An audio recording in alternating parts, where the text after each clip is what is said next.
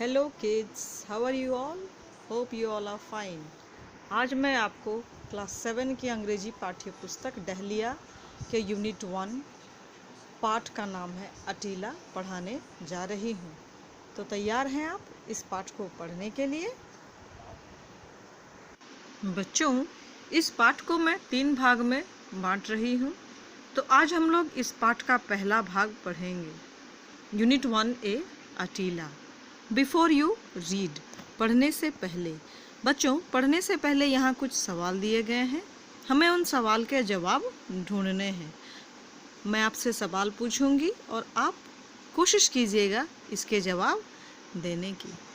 हमारा पहला सवाल है बच्चों, do you have a pet dog? क्या आपके पास एक पालतू कुत्ता है? हम में से बहुत किसी के पास पालतू कुत्ता होता है। हमारा अगला सवाल है, how does it behave when somebody comes to your house? जब आपके घर कोई आता है तो इसका व्यवहार कैसा होता है? ज़्यादातर हम लोग देखते हैं बच्चे, जब भी किसी के घर में कुत्ते होते हैं और हम उनके घर में जाते हैं, अनजान लोग जाते हैं, तो वो कुत्ते भौंकना शुरू कर देते हैं। अगला सवाल है बच्चों, does it behave alike with friends and strangers? क्या इस प्रकार के कुत्तों का व्यवहार दोस्तों के साथ और अजनबियों के साथ, फ्रेंड्स यानी मित्र दोस्त, और स्ट्रेंजर्स का मतलब होता है बच्चों अजनबी, अपरिचित, तो क्या इस तरह के कुत्तों का व्यवहार दोस्तों के साथ और अपरिचितों के साथ एक जैसा होता है? This story is about a pet dog Attila who behaves differently than other dogs. ये कहानी है एक पालतू कुत्ते जिसका नाम है अटीला, जिसका व्यवहार दूसरे कुत्तों से बिल्कुल अलग होता है। Read the story to find for yourself. इस कहानी को पढ़ें और अपने आप इसका उत्तर ढूंढने का प्रयास करें। तो बच्चों, पाठ कुछ इस तरह से आरंभ होती है। The puppy was only a couple of months old. Puppy यानी कुत्ते के बच्चे, बिल्ले को कहा जाता है पपी। वह पपी 2 महीने की उम्र का था। कपल का मतलब होता है 2 महीने की उम्र का था। He had square jaws. उसके जो जबड़े थे वो चौकोर थे, जैसा कि आप इस चित्र में देख सकते हैं बच्चों। रेड आईज, लाल लाल आंखें थी। ए पग नोज, एक चिपटा सा नाक था। एंड अ मैसिव हेड, और एक चौड़ा सा माथा था। यहाँ पर इसकी बनावट को दिया गया है, बताया गया है कि वो कुत्ता कैसा दिखता था। The immediate reason for buying him was a series of house breakings and thefts in the neighborhood, and our householders decided to put more trust in a dog than in the police. उस कुत्ते को तुरंत से, immediate का मतलब तुरंत से खरीदने का कारण यह था कि जिस एरिया में ये लोग रहते थे, जो इस कुत्ते को खरीदने वाले हैं, वो लोग जिस एरिया में, जिस क्षेत्र में रहते थे, वहाँ पर लगातार चोरी डकैती की घटनाएं, हाउस ब्रेकिंग्स यानी डकैती, और थेफ्ट्स का मतलब होता है बच्चों चोरी, और नेबरहुड का मतलब होता है आसपास, पास पड़ोस, है ना। तो उनके आस पड़ोस में लगातार चोरी की घटनाएं, डकैती की घटनाएं बढ़ती जा रही थी, और उस घर के लोगों को पुलिस पर से ज़्यादा विश्वास एक कुत्ते पर था। इसीलिए उन्होंने फैसला किया कि कुत्ता खरीदा जाए, एक कुत्ते का पिल्ला खरीदा जाए। They searched far and wide and met a dog fancier. उन्होंने दूर दूर तक ढूंढने की कोशिश की और एक डॉग फेंसियर, फेंसियर का मतलब होता है जो कुत्ते को पालने के शौकीन होते हैं, या एक तरह से हम लोग कह सकते हैं कि कुत्तों के एक्सपर्ट होते हैं। उन्होंने उसके लिए ढूंढना जारी किया और अंत में उनको एक डॉग फेंसियर, एक कुत्ते के प्रशिक्षक, ट्रेनर बोल सकते हैं, या जो शौकीन रूप से पालते हैं, उनसे मुलाकात। He held up a month-old puppy and said, "Come and fetch him a month hence." जब लोग, ये जो कुत्ते को खरीदने वाले हैं, वो लोग उस डॉग फेंसियर के पास जाते हैं, तो उस वक्त उनके पास जो कुत्ता रहता है वो 1 महीने का रहता है, जो पिल्ला रहता है उसकी उम्र 1 महीने की थी। तो उन्होंने कहा, उस डॉग फेंसियर ने कहा कि come and fetch him a month hence, कि आप आइए और 1 महीने बाद इस कुत्ते को आकर ले जाइए। In 6 months he will do something to be feared and respected. अगले 6 महीनों में यह कुत्ता का बनावट इस तरह से हो जाएगा कि ये थोड़ा सा डरावना और थोड़ा सा सम्माननीय हो जाएगा। इसको देखकर लोगों को डर भी लगेगा और इसको देखकर लोगों के मन में सम्मान की भावना भी आएगी। They were satisfied and paid an advance, returned a month later, put down 75 rupees and took the puppy home. तो जो ये खरीदने वाले लोग थे वे संतुष्ट हुए उस डॉग फेंसियर की बात को सुनकर। उन्होंने अग्रिम में कुछ रुपए दिए, पेड एन एडवांस, एडवांस का मतलब होता है अग्रिम, पहले से कुछ रुपए दे दिए। रिटर्न अ मंथ लेटर, एक महीने बाद लौटे। पुट डाउन 75 रुपीज़, उस डॉग फेंसियर को उन्होंने 75 रुपए थमाए। And took the puppy home, और उस पिल्ले को घर लेकर आए। The puppy, as I have already indicated, did not have a very attractive appearance.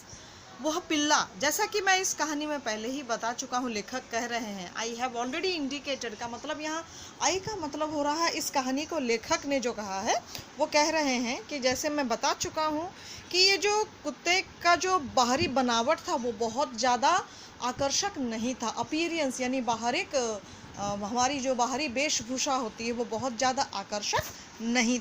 And was none too playful, और ना ही ये बहुत ज़्यादा उत्साहवर्धक था, बहुत ज़्यादा फुर्तीला भी नहीं था ये जो पिल्ला था। But this did not prevent his owners from sitting in a circle around him and admiring him. लेकिन इस वजह से कि वो पिल्ला आकर्षक नहीं दिख रहा है, इस वजह से उस घर के लोग उसको अलग नहीं करते थे। उस घर के लोग जो थे उनको माने वो लोग बच नहीं पाते थे, वो उसके आसपास घेर कर उस पिल्ले को बैठ जाते थे और उसके रूप की प्रशंसा करते थे। एडमायरिंग, एडमायरिंग का मतलब होता है बच्चों प्रशंसा करना, वो उसके रूप की प्रशंसा करते थे। There was a prolonged debate as to what he should be named.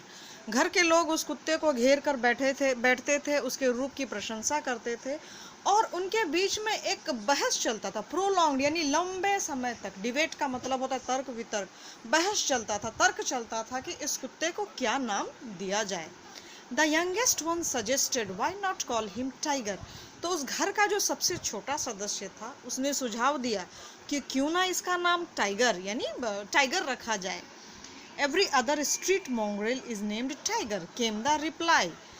Y not Caesar. तो घर के दूसरे सदस्यों से जवाब आता है कि हर दूसरे गली के कुत्ते, स्ट्रीट मॉन्ग्रेल, मॉन्ग्रेल एक प्रजाति का कुत्ता होता है, विदेशी नस्ल का कुत्ता होता है, तो वो उत्तर आता है कि यहाँ पर हर एक दूसरे गली के कुत्ते का, मॉन्ग्रेल का नाम टाइगर है, क्यों ना इसका नाम सीजर रखा जाए। Caesar, if a census were taken of dogs, you would find at least 15,000 seizures in South India alone. Why not fire? It is fantastic. तो जब अगला नाम सुझाया जाता है सीजर, तो और एक जन से रिप्लाई आता है, उत्तर आता है कि इफ़ अ सेंसस, सेंसस का मतलब होता है बच्चों जनगणना, तो यहाँ census where taken of dogs, तो यहाँ पर अगर कुत्तों की गणना की जाए तो साउथ इंडिया में, दक्षिण भारत में कम से कम 15,000 एटलीस्ट यानी कम से कम 15,000 सीजर्स नाम के कुत्ते मिल जाएंगे। क्यों ना इसका नाम फायर रखा जाए। इट इज़ फैंटास्टिक, यह शानदार है। किसी ने कहा फायर जो नाम है ये फैंटास्टिक है, शानदार है। तो इस तरह से कुत्ते के कई नाम सुझाए जा रहे हैं। वाई नॉट थंडर, किसी ने कहा क्यों ना इसका नाम थंडर रखा जाए। It is too obvious, it is too obvious, इसका मतलब है बच्चों, ऑब्वियस का मतलब ज़रूर, माने इस तरह के नाम भी, ये बहुत ही कॉमन नाम है। थंडर नाम के कुत्ते भी बहुत कॉमन नाम है, ये सबका नाम इस तरह का रखा जाता है, तो इसलिए ये नाम भी नहीं पसंद किया गया। समवन सजेस्टेड अटीला, तभी घर के सदस्यों में से किसी ने सुझाव दिया Attila. And a sound of joy went up to the skies, और जैसे ही ये नाम सुझाया गया घर के सभी लोग ज़ोर ज़ोर से खुशी के साथ इस नाम को उन्होंने स्वीकार कर लिया।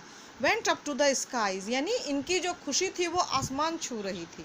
But as time passed our Attila showed a love for humanity which was sometimes disconcerting.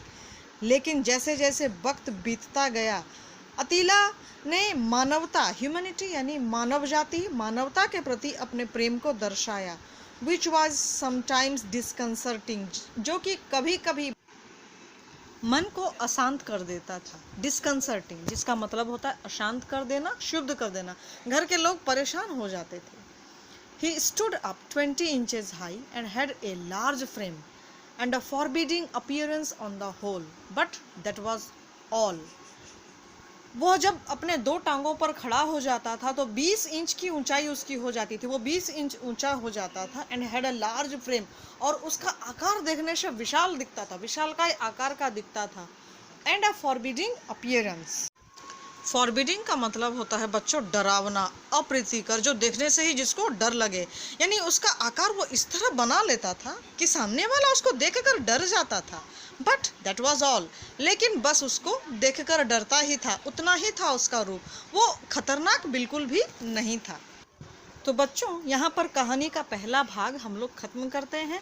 अब हम लोग बढ़ते हैं कंप्रीहेंशन चेक 1 की ओर। कंप्रीहेंशन का मतलब होता है बच्चों समझ, और चेक का मतलब होता है जांच। यानी आप लोगों ने इस कहानी को अब तक कितना समझा है, ये हम लोग कुछ छोटे छोटे प्रश्नों के उत्तर देकर जानेंगे।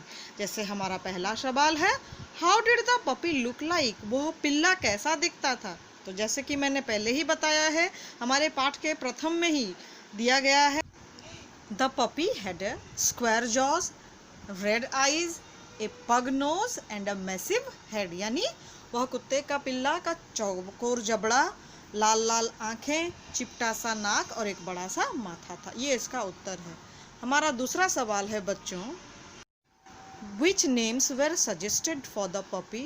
What was he finally named?